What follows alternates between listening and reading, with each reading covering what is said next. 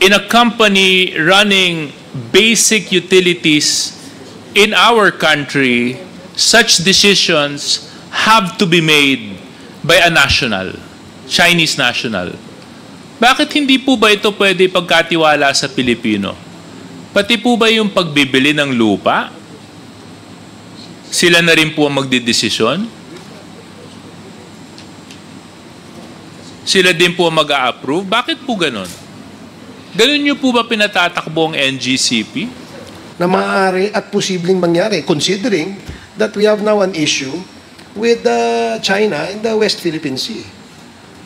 I cannot imagine utility companies being managed and operated by, quote-unquote, the enemy. I'm sure you wouldn't want to sleep with your enemy. And majority ng ating mga kababayan na nakikinig ngayon ay nagtatanong, totoo ba na kapag halimbawa nagkaroon tayo ng alitan sa ating kapitbahay na China, isang pindot lang ba nila, mawawala na ang power sa atin? That needs to be answered. The Filipino people must be informed. Pwede niyo po kaming maliwanagan, sino po si Mr. Wenbo? Wenbo.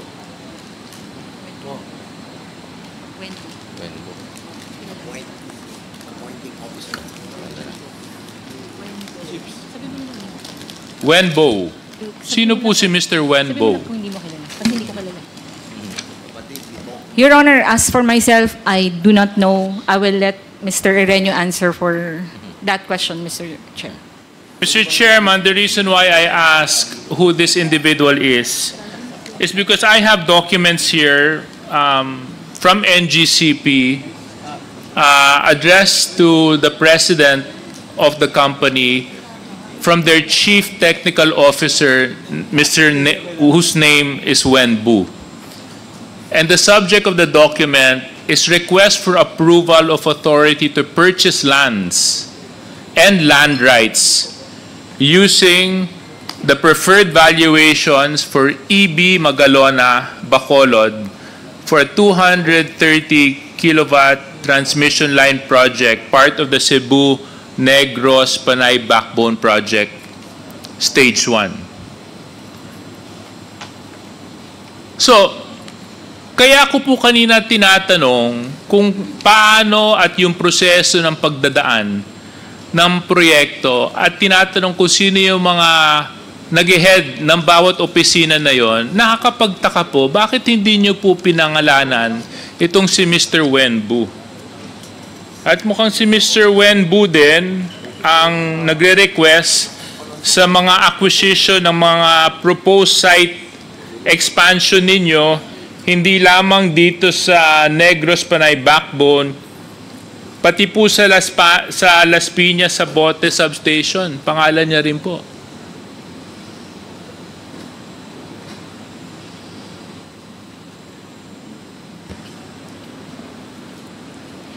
Your Honor, the date of the document is 2014. Yes. Perhaps if we could look back to the our GIS for 2014, perhaps his name may appear there, Mr. Chair. Is it? But I just find it a little bit how do you say it? It leaves a very bad taste in the mouth.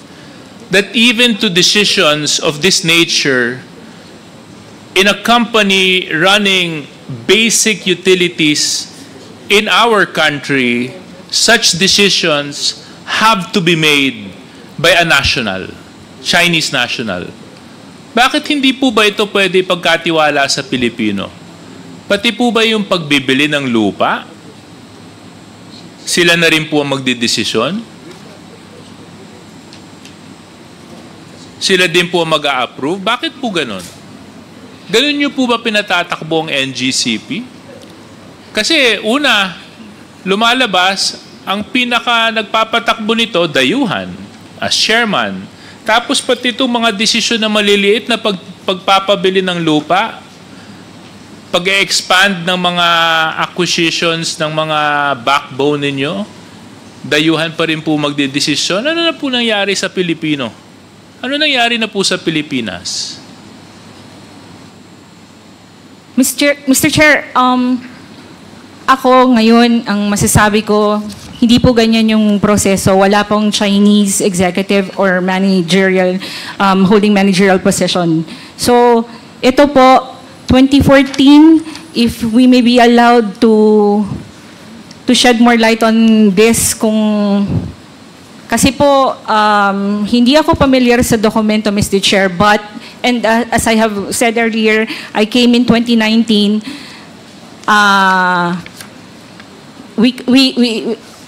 there can be an explanation for this, Mr. Chair. Pero ngayon, Mr. Chair, wala po kaming nasa opisina ng Mr. Wenbo. Hindi po siya ang for authority to purchase land. Wala na pong hindi po ganito yung proseso ngayon, Mr. Chair.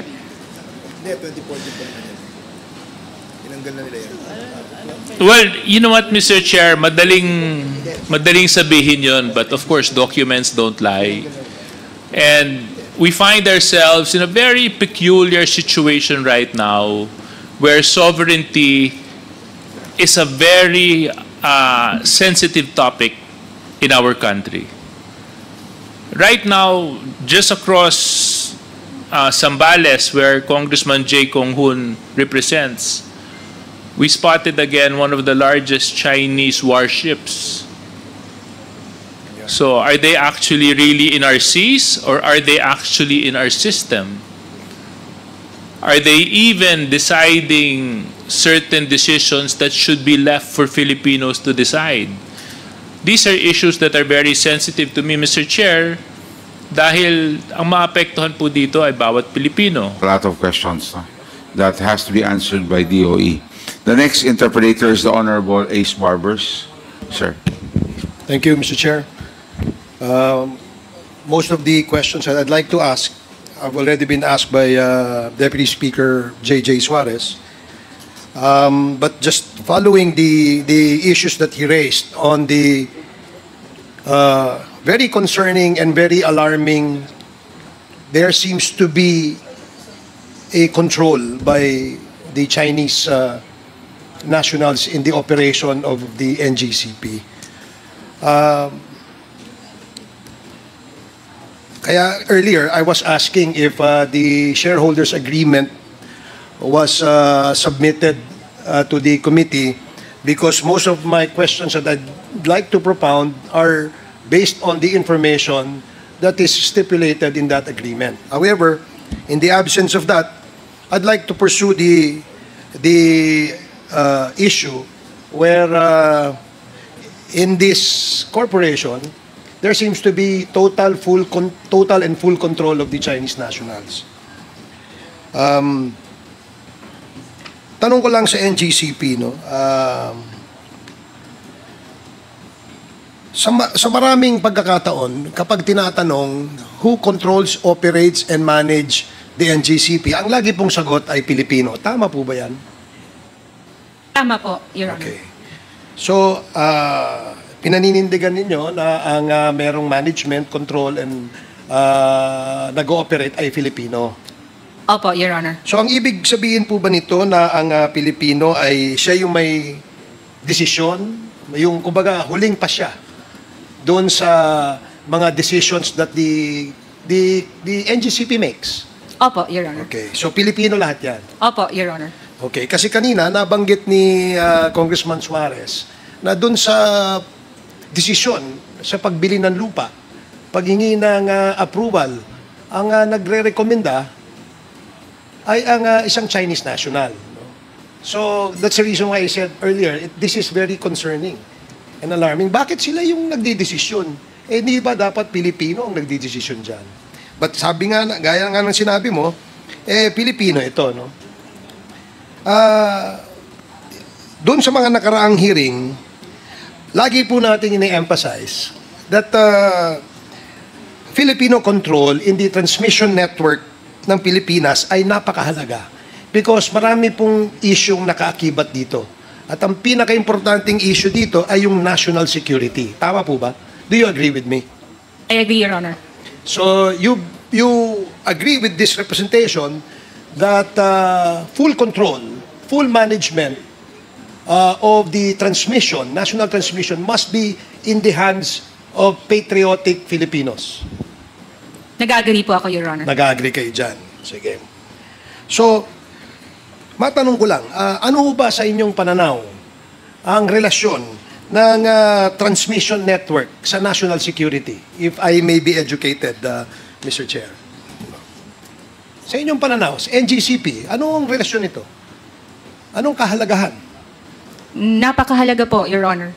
Dahil katulad nga po sa mga nakakaraang House Committee on Energy hearing, si Kong Dagoc talagang sinasabi niya parang basic necessity na natin ng power. Dati, food, tubig, bahay. Pero ngayon, power. Kaya po, sumasangayon ako na napakahalaga ng transmission network po. So salamat at isa kang ring patriotic Filipino na sumasang-ayon na itong transmission network ng ating bansa ay dapat nasa ilalim ng kamay ng mga Pilipino. Sa present situation and setup ng NGCP, masasabi mo ba na ang transmission network ng Pilipinas under the control and management of NGCP ay nasa ilalim ng kamay ng mga Pilipino? Walang pagsusubali, Your Honor. Sumasang-ayon ako na nasa kamay ng mga Filipino. And I presume, Mr. Chair, that that's the same opinion shared by your colleagues in the NGCP. Tama po ba? Attorney, all of you from the NGCP. Yes, Your Honor. Okay, maraming salamat dahil napakahalaga nga po nitong transmission network natin, no? At isa doon sa function na kung saan ay bago gumawa ng project, bago bumili ng lupa, o anumang desisyon na gagawin ng management ng NGCP, meron po kayong kinreate o merong nakikreate na sinasabi niyong working group. Is that correct? Your Honor, yun nga po yung hindi masyadong maliwanag sa akin. That's a matter that's not clear to me when si Congressman Luis Stro was the one asking question because working group, meron po kami mga TWGs. Kunyari, nung nag-bar exams, may TWG kami. Pag may election, may TWG na nag-aano na talagang hindi mag-brown out sa mga importanteng pagkakataon na yon. Hindi po ako familiar, Your Honor, sa working group. Hindi po ako familiar, Your Honor. We have, Your Honor, like departments, Roadie, right of way department. Meron po kaming mga ganun, Your Honor. Working group, wala po. Mula nang pumasok ako ng NGCP, TWG. There's no such thing as working group. I'm sorry, Your Honor. There's no such thing as the working group. Is that what you're saying? Yes, since I joined, Mr. Chair, Okay. hindi ako familiar sa When did you join the NGCP? 2019, Your Honor. But more or less you have reviewed or perhaps you have been informed as to the contracts entered into Yes, Your prior Honor. to your appointment, correct? Yes, Your Honor. Halimbawa I'm po, with the UGC, Your Honor. Halimbawa po, yung 2014, yung nagkaroon ng bid para sa natitirang aspeto ng Aurora Polanco, yung transmission line project, tama? You're familiar with that? If your document provides so, Your Honor.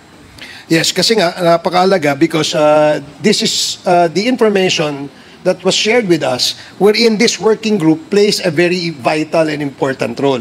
Ba't ko nasabi ito, Mr. Chair, is that nung pong nagkaroon ng isang project, itong sinasabing Aurora Polanco 138 kV transmission line project, nagpabid ho kayo. But that is a normal procedure, correct? Opo, competitive bidding before awarding any project. Okay, so when you open for bids, do you qualify those that will submit their bids? Yes, the bidders, Your Honor, are qualified. Yeah.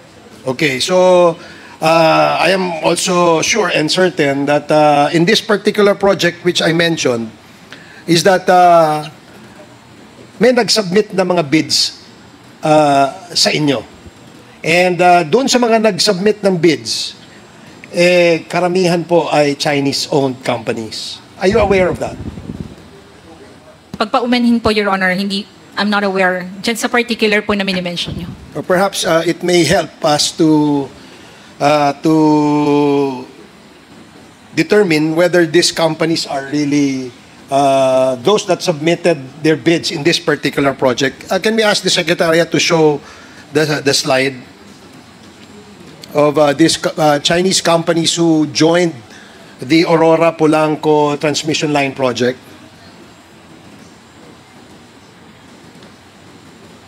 Tatlongput-anim po ang mga kumpanyang nag-submit ng kanilang bids dito.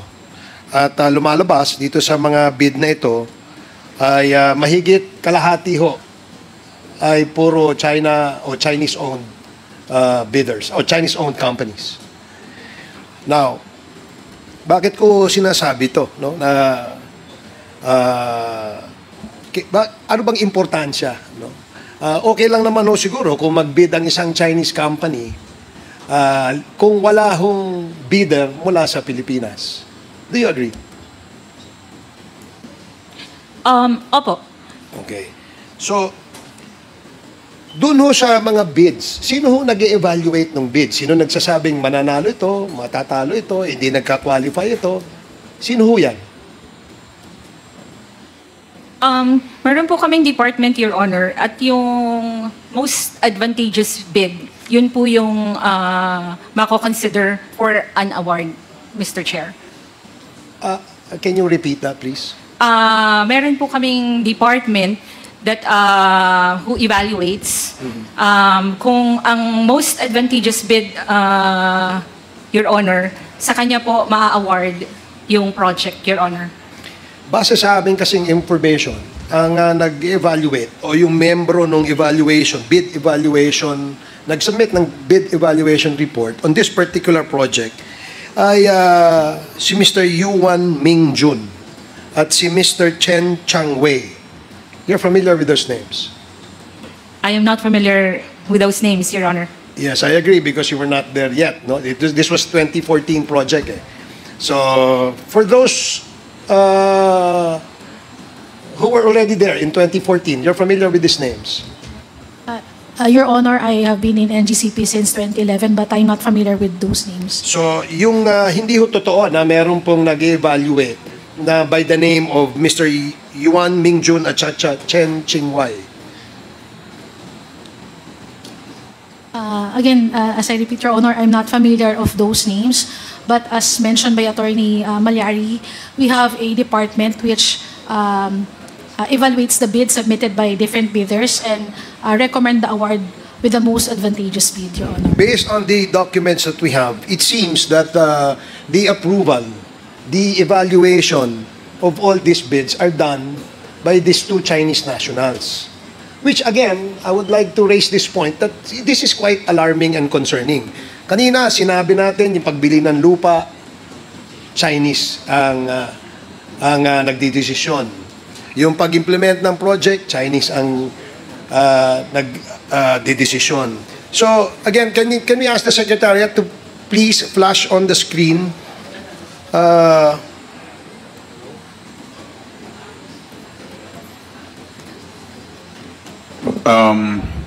which particular document do you want flashed?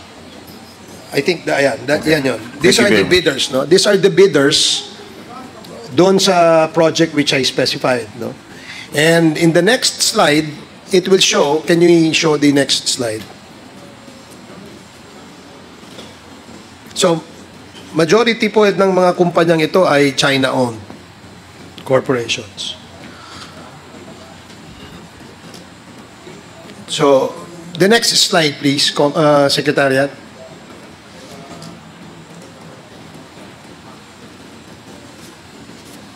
Kanina ho kasi na-raise na po ito ni Congressman Suarez.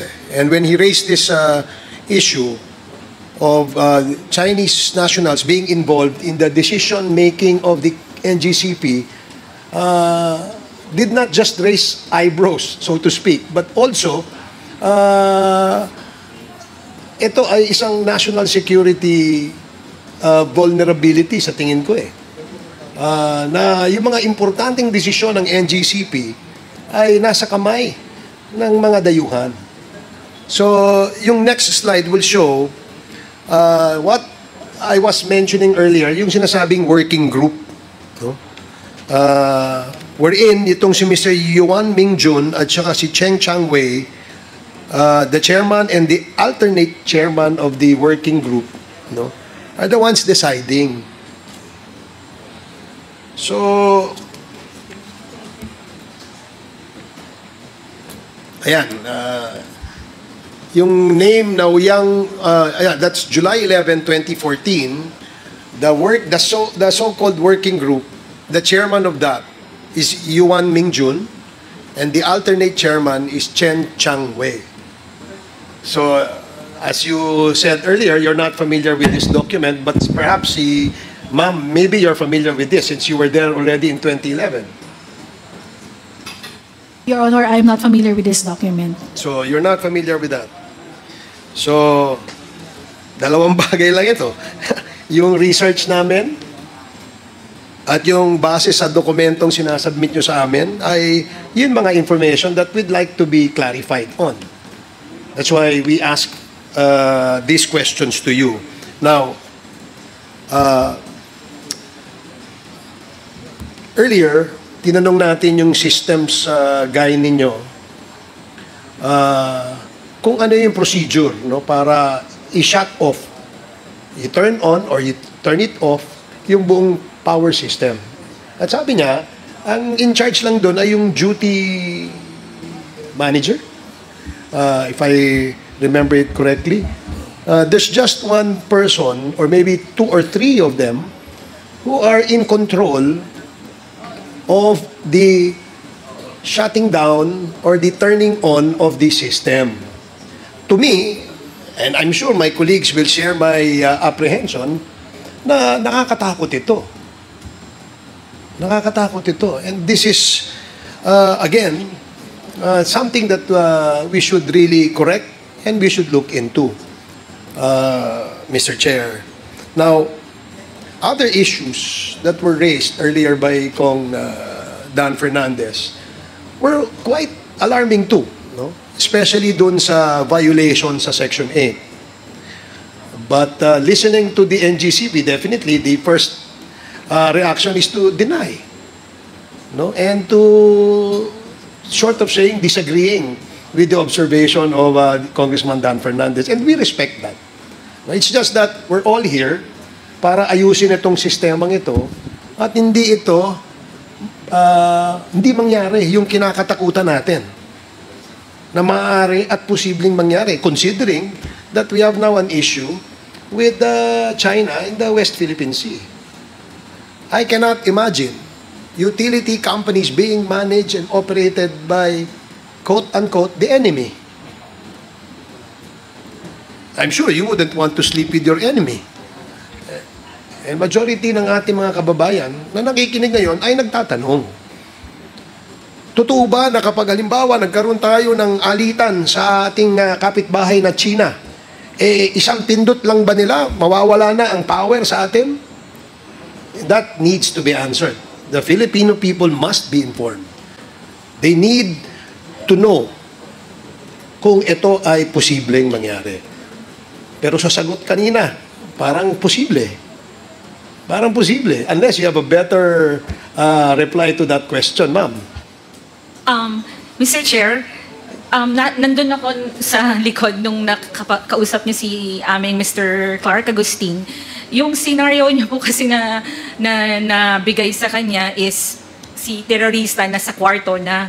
But ang ano po is, bago siguro nakarating si terorista noon, kasi po yung control center namin are physically secured. And insofar as yung mga tao na mag-on at mag-off ng mga equipment, there are switching procedures which includes validation between control and substation. So, sa hypothetical scenario, it appears na hypothetically it can be done, pero sa tunay na buhay, Mr. Chair, may kalabuan. So, yan ay ginagarantiya nyo sa ating mga kababayan. Opo. So, hindi pwede na pakialaman ng dayuhan ang kontrol sa ating elektrisidad o power dito sa ating bansa. Opo. Laban Pinas.